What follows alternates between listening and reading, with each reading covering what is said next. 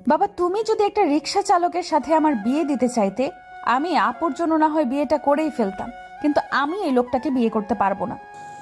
মিলির বাবা মেয়ের এই কথা শুনে চুপ হয়ে গেল। চুপ হবে নাই বা কেন?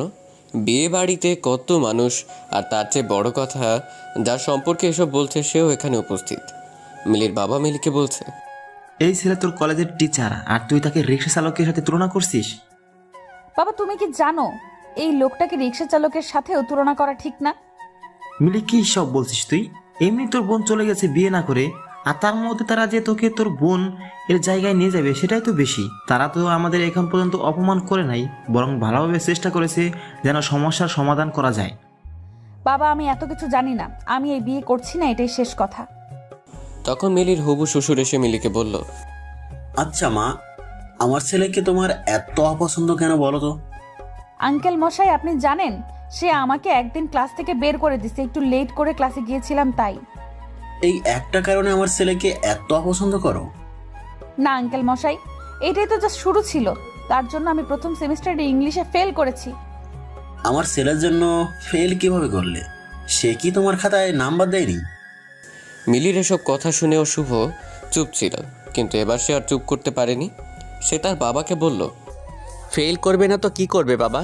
তুমি জানো পুরো খাতা জুড়ে সে একটাই লিখেছে, আর সেটা কি জানো? ডিয়ার স্যার, প্লিজ মার্ক দিয়ে দিয়েন। আসলে এক সপ্তাহ হলো মামার বিয়ে খেয়ে আসলাম, আর মামার বিয়ে খেয়ে আসার পর মনে হচ্ছিল নিজের বিয়েটা কবে জানি হবে। বুঝেনি তো, বিয়ে বাড়ির আমেজটা অনেক দিন থাকে, আর এই আমেজে থাকতে থাকতে পরীক্ষা এসে গেল, তার মধ্যে আর পড়া হয়নি। আর হ্যাঁ, আমার রোল 99 বলে ভাববেন না যেন আমি খারাপ ছাত্রী। আসলে সেই পরীক্ষায়ও এক মামার বিয়ে ছিল, সো বুঝতেই পারছেন।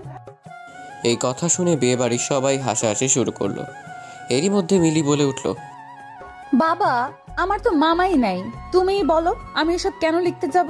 তুমি এই লোকটাকে বলো, তার কাছে কোনো প্রমাণ আছে নাকি আমি যেসব লিখছি? শুভ রেগে আগুন হয়ে আছে, আর সে জানিয়ে দেয় এমন মিথ্যে যে বলে সে মেয়েকে সে বিয়ে করতে পারবে না। এবার পাত্রপাত্রী দুইজন একমত যে তারা বিয়ে করবে না। বাসায় ঠান্ডা থমথমে পরিবেশ হয়ে আছে। ঘণ্টাখানেক পর মিলির বাবা গেল শুভকে রাজি করাতে, আর শুভর বাবা গেল মিলিকে রাজি করাতে। মিলির বাবা গিয়ে শুভকে বলে, আসলে বাবা, মিলির এই পাগলামির জন্য আমরাই দায়ী। আমার বড় মেয়ে সবসময় পড়াশোনাতে ভালো ছিল, তাই মিলিকে ছোট থেকেই অনেক কথা শুনতে হতো, কেন বোনের মতো হতে পারেনি। কিন্তু পড়াশোনা ছাড়া সব দিকে মিলি অনেক ভালো। তাই বলছে বাবা, প্লিজ তুমি আমার মেয়ের পাগলামিগুলোর জন্য বিয়েটা বন্ধ করো না, আর তাহলে দেখা যাবে লোকে আমার দুই মেয়েকে নিয়ে নানান বাজে মন্তব্য করবে। কথাগুলো শুনে শুভ অনেকটাই বিয়েতে রাজি হয়ে গেছে, কিন্তু মিলিকে রাজি করাবে কীভাবে তাই ভেবে পাচ্ছিল না শুভর বাবা।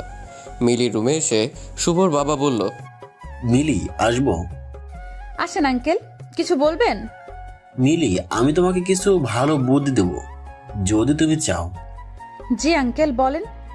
তোমার কি ইচ্ছে করে না শুভকে রুম থেকে বের করে দিতে, যেমনটা তোমাকে করে দিয়েছিল? জি মানে আঙ্কেল, ইচ্ছে তো সেই কবে থেকেই করে, কিন্তু পসিবল তো আর না। অবশ্যই পসিবল। তুমি বিয়েটা করে ফেলো। যখন দেখবে শুভ লেট করে বাসায় আসছে, তখন শুভকে রুম থেকে বের করে দিবে, আর তখন আমি সাপোর্ট দেবো। আর বাসায় শুভ যতক্ষণ থাকবে এত প্যারা দিবে যে সে কলেজে গিয়ে তোমাকে দেখেও না দেখার ভান করবে, পড়া জিজ্ঞাসা করবে তো দূরের কথা। ভালো না আইডিয়াটা? মিলি হাসি মুখ করে বলল, আঙ্কেল, ফেসবুক ইউজ করেন তো? মানে আইডিয়াটা তো ছিল, কিন্তু শুভর মা আর শুভ ইউজ করতে দেয় না। তাদের মনে হয় এই বয়সে এসে ফেসবুক ইউজ করলে লোকে হাসবে। এখন থেকে ইউজ করবেন, এত ভয় পাবেন না। কি এমন বয়স আপনার হয়েছে বলেন তো?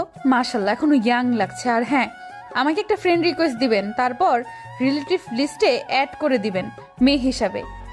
তার মানে তুমি রাজি বিয়ে করতে? জি শ্বশুর আঙ্কেল। শুভর বাবা মিলির শ্বশুর আঙ্কেল ডাক শুনে হাসি দিচ্ছিল। তার মনে হচ্ছিল মেয়েটা অনেকটা বাচ্চাদের মতো ইনোসেন্ট আর একটু পাগলাটে। তার মিলিকে অনেক পছন্দ হয়েছে ছেলের বউ হিসেবে। শুভর বাবার বয়স হয়েছে ঠিকই, কিন্তু এই পাগলামিগুলো সে পছন্দ করে। সবার তো রোবোটিক্স জীবন পছন্দনীয় হবে সেটা তো আর না। মিলিকে সে বলল, মিলি, তুমি তোমার মতো করে একটু সেজে আসো। আচ্ছা শ্বশুর আঙ্কেল। নীল শাড়ি পরে চোখে গাঢ় করে কাজল দিয়ে খোপাতে বেলি ফুলের মালা পেঁচিয়ে মিলি সবার সামনে এসেছে। সবাই তো অবাক, এটা কারো বিয়ের সাজ হতে পারে? কিন্তু মিলিকে এখন কিছু বললে সে তো বিয়েটাই করবে না, তাই সবাই চুপ। এভাবে মিলি আর শুভর বিয়েটা হয়ে যায়। বিয়ের পর মিলি একটা মিষ্টি নিয়ে শুভকে খাওয়াতে যায়, আর শুভ খাবে না বলে দেয়। মিলি জোর করে একটা মিষ্টি খাইয়ে বলে,